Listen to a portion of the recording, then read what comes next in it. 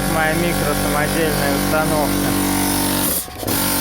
Здравствуйте! Сегодня я расскажу вам, как сделать практически бесплатную пенобетонную установку из подручных средств.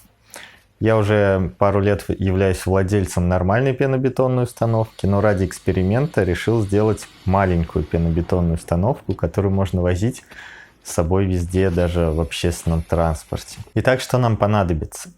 Сначала нам понадобится пластиковая бочка с герметичной крышкой, дрель, миксер для дрели, штуцер и сальник.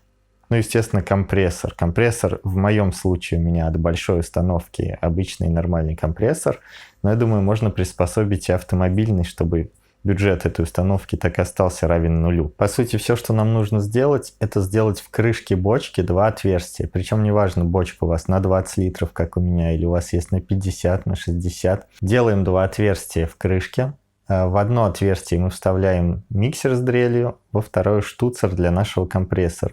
Сам штуцер будет зависеть от того, какой у вас компрессор, и, естественно, какой шланг на конце этого компрессора. В крышку вделан штуцер, приварены вот такие лопасти, и получается идеально, как настоящий. В смысле, это и есть настоящий.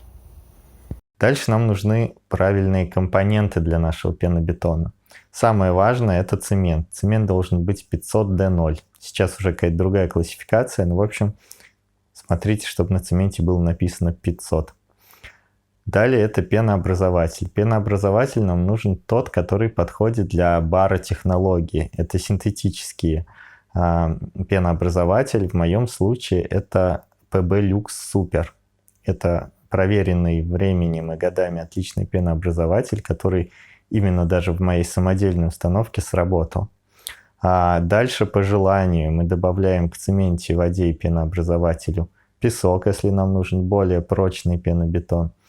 А также фибра, это армирование пенобетона, и, соответственно, пластификатор. Чтобы начать делать пенобетон, мы загружаем все компоненты пропорционально в нашу бочку.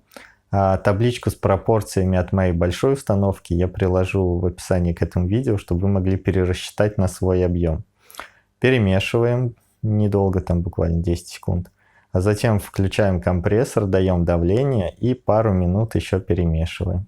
Потом, соответственно, смесь у нас готова, мы можем снять крышку и просто из этой бочки вылить туда, куда нам нужно. Моя установка отлично работает с компрессором, но я бы рекомендовал еще ее модернизировать.